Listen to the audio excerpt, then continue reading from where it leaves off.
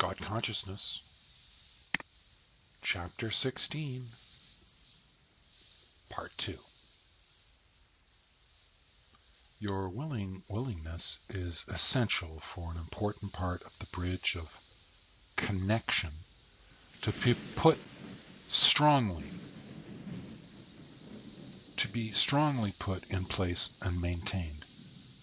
It helps to have this strength of contact because you are going to get challenged by alternate points of view, including the blues. And if you do not have a strong connection with me, well, the blues can subvert you and get you off track. I do not want you to suffer. The less suffering you have, the better. I did not set up life and death so that you would be suffering. See, thing is, I don't really get suffering as a thing to be doing or experiencing. Oh, sure, on some levels I get the fact that you guys and gaiesses can have pain and sorrow and so on and be quite unhappy. I get how physical suffering can be, well, painful and not much fun for you. I do understand somewhat the bit about mental anguish and the whole thing about cause and effect. Sure I do. A little bit, anyway. But you have to meet me part way. Get your head into the fact that I really only do love and bliss and excitement and joy and being extremely turned on by life and consciousness and all the stuff we've been talking about that you have been reading about in this book of mine, the book you are reading right now. The blues can come at you in two parts. Part one is the idea you are fixating on. This can be a series of sequential ideas accompanied by feelings that lead from one to the next. You can spend a lot of time going over a lot of things that are bothering you. You can seem to get stuck in being low down and unhappy, even if you have evidence to the contrary. There might be things going on that are useful and fun and happy, but you cannot connect with that part of your personal reality. You cannot see much that is nice or wonderful. Maybe you can't see or feel anything that is positive. So you seem to be stuck in the negative perspective of life, of your life, and therefore you project that on most everything else. It is possible to shake yourself out of the blues, to purposefully move out of the blues. Some people discover a few things that help them to get out of the blues that do not involve using drugs, alcohol included, or other deceptive forms of acting out the inner pain of their current crisis.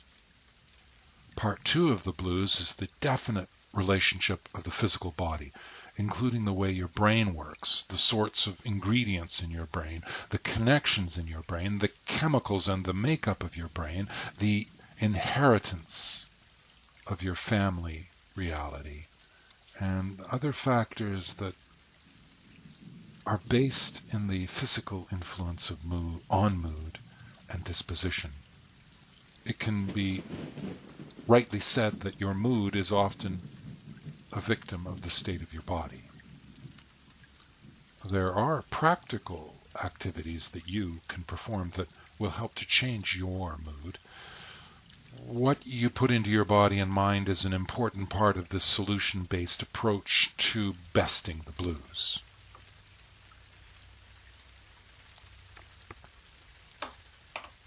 Consider this your diet beyond food and drink that will also include what you put into your mind. I humbly suggest to you that what you put into your mind, into your consciousness, will alter your mood and influence your mood. When you are gripped by the blues, you can purposefully interfere with the mental motion of the blues. You can, on purpose, inject specific thought constructs to override the ongoing mental activity of the blues. Earlier in this book, I instructed you to think the thought construct, I love you, whenever you become aware that you are not thinking, I love you. When you occupy the mind with an on-purpose thought construct, you will not have as much room for the thought constructions of the blues. This will allow you to ride out the period of ascension of the blues, and it will also help you to strengthen your capacity to change the physical and mental channel from the blues to some other program of experience. You will be able to hear me more clearly too, and you will experience how comforting that can be. I will provide you with a further strengthening of disposition and outlook that will most certainly help to change the way you behave and therefore what comes back to you from your immediate environment, your social situation, and the larger world around you. You can use the word love as a focus too, even if you do not know what that word means.